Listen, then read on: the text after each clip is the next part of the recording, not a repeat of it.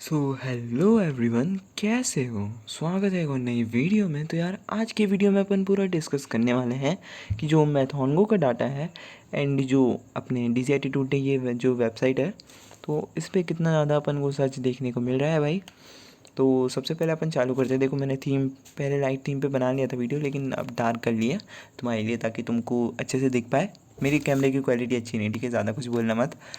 And हाँ, एक और चीज़ कि यहाँ पे मैं जो भी एनालिसिस कर रहा हूँ वो मेरा ओपिनियन है। अगर तुमको कुछ और लगता है तो तुम अच्छे से इज्जत से मतलब कमेंट में बताना कि तुम्हारा क्या ओपिनियन है भाई। मतलब उल्टा सीधा मत बोलना, क्योंकि ये मैं बस अपना ओपिनियन दे रहा हूँ, ये नहीं कह रहा हूँ कि यही सच होगा, ठीक है। बट हाँ, ये कह सकता हूँ कि एक्सपेक्टेड मोर प्रोबेबिलिटी हो सकती है मेरे कहने वाली चीज़ों की, ठीक है।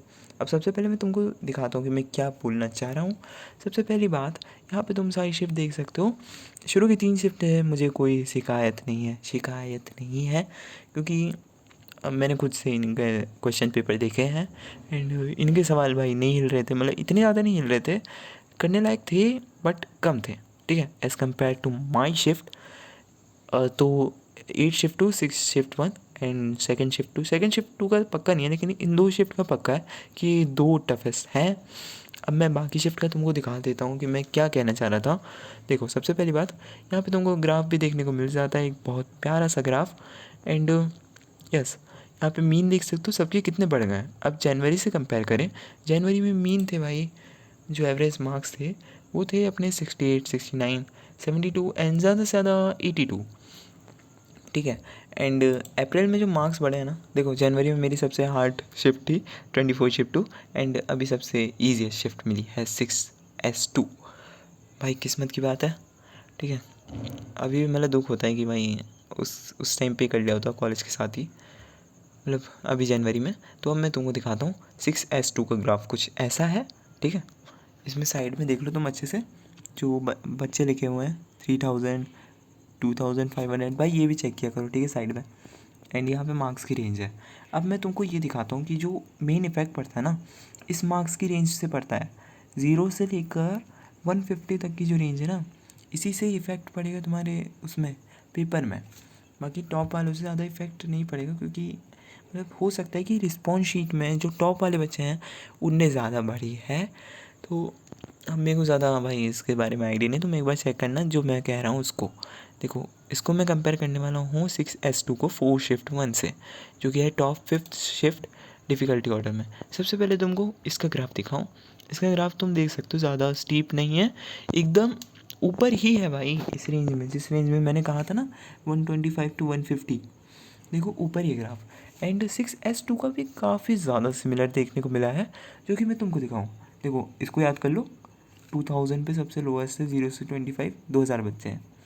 एंड 6S2 में 0 से 25 लगभग 2200 बच्चे होंगे, हाँ देखता हूँ, देखो 2300 बच्चे हैं।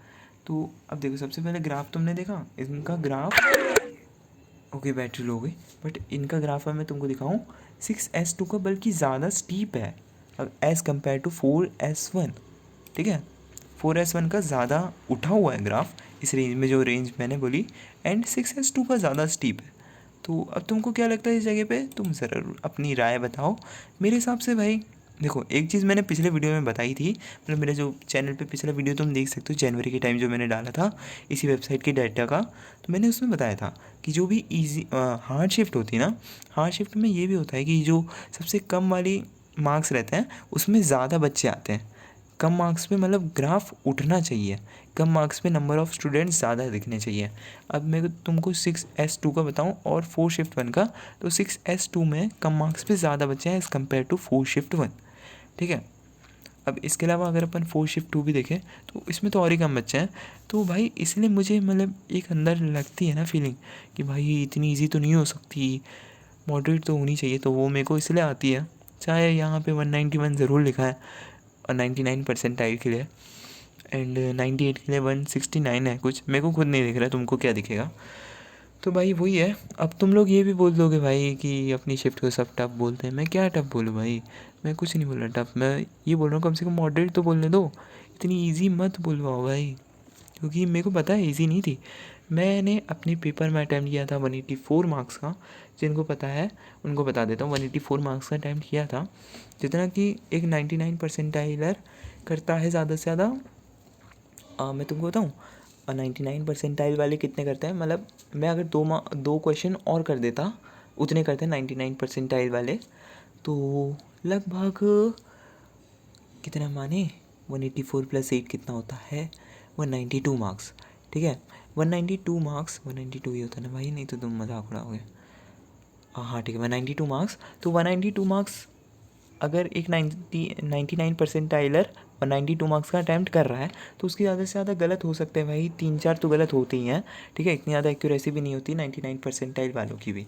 तो उसके हिसाब से अगर मैं तुमको दिखाऊँ ना, उसके हिसाब से जितने बनने चाहिए, अगर 4 इनकरेक्ट भी लेके चलो तो 192 माइनस 5 × 4 20, 192 माइनस 20 कितना होता है 172। एंड अगर और सेफर साइड पे सोचो तो 178 मान सकते हैं इसका 99 परसेंटाइल। ठीक है, और ज़्यादा मान के चलो तो ज़्यादा से ज़्यादा मान सकता है 182, उससे ज़्यादा मैं भाई डाइजेस्ट नहीं कर पाऊँगा। ठीक है 180 182 मैक्सिमम है। एंड हाँ, अब और मैं तुमको चीज़ बताऊँ, बाकी से कंपेयर कर लो तो भाई तुम, ये मैं बोल चुका हूँ कि जो शिफ्ट टफ रहती है ना उसमें कम मार्क्स पे ज़्यादा बच्चे दिखते हैं। 5S1 में नहीं दिख रहे हैं, तुम खुद देखो, बल्कि 6S2 में दिख रहे हैं। ठीक है, मैं पिछली वीडियोस में कहा था एंड वो मेरा ऑर्डर सही था। अब इस बार देखते हैं भाई मैं कितना ज़्यादा सही हूँ। ठीक है, ज़्यादा घमंड नहीं है मेरे को कि मार्क्स उतने घमंड लायक आए नहीं है। ठीक है, एंड यहाँ पे मैं तुमको दिखाऊँ 4S2 का ग्राफ भी कुछ ऐसा ही है, मतलब बच्चे कम है भाई इस रेंज में। एंड यहाँ पे भी स्टीप तो गया है वैसे, 6S2 से ज़्यादा स्टीप ये है 4S2। तो 4S2 को ज़्यादा ऊपर रहना चाहिए 4S1 के अकॉर्डिंग टू मी, लेकिन इसका मीन ज़्यादा है ना इसलिए ये नीचे है। अब मीन क्यों ज़्यादा हो सकता है, आई थिंक यहाँ की ये जो बच्चे हैं ना 275 से 300 वाले, इनकी वजह से हो सकता है मीन ज़्यादा हो गया हो। कि मैंने 6S2 में तो भाई भयंकर ही लूट मची हुई है, देख रहे हो 33 बच्चे हैं, 33 बच्चे मतलब लिटरली। एंड वहीं पर अपन कंपेयर करें 8S2 से, 8S2 में गिनती के 2 बच्चे हैं, कहाँ है चेंज हो जा। 8S2 में गिनती के 2 बच्चे भाई, 2 लोगों को मेरा सल्यूट है भाई। अब 2 लोगों को मेरा सल्यूट है, इतनी टफ शिफ्ट में आप आ गए। एंड 6S1 में भी इतने कम बच्चे हैं, but I don't know why मेरी शिफ्ट में इतने भर के बच्चे आ गए इस रेंज में। ठीक है, डायरेक्ट 16 से अब तुम सोच सकते हो टॉप 8 में जो शिफ्ट आ रही है उसके भी 16 ही हैं। एंड यहाँ पे डबल से भी ज़्यादा हो गए 33 बच्चे इस रेंज में। तो कुछ तो भाई मतलब घपला हुआ है इस शिफ्ट के साथ। ठीक है, या तो टॉपर्स जो है उनने रिस्पॉन्स शीट ज़्यादा जमा करी है, जो कि ऐसा हो नहीं सकता है, रेयर केस में होगा। अगर रेयर केस में हो जाए तो किस्मत साथ दी गई भाई तुम्हारी। 6S2 ज़्यादा से ज़्यादा मैं बताऊँ कहाँ पे आ सकती है, ये आ सकती है टॉप 7 या टॉप 6 में डिफ़िकल्टी ऑर्डर में। एंड क्योंकि इसका मीन भी पहले 92 था, जिसको पता है इसका मीन 92 था, लेकिन अब घट के 89 हो चुका है। तो यस थोड़ी सी मतलब डाटा ज़्यादा आया तो पता चला है भाई। अब देखते हैं, तुम भी अपना बताओ ज़रा कि तुमको क्या लग रहा है कि तुम्हारे कितने आ सकते हैं।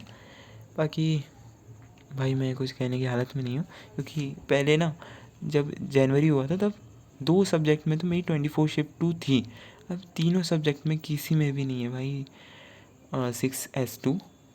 नाउ लेट्स सी क्या होता है। ठीक है, बाकी अपडेट तो करते रहूँगा। एंड एडवांस की तैयारी कैसे चल रही है बताना। वीडियो लंबा हो गया आई नो, चलो बाय बाय।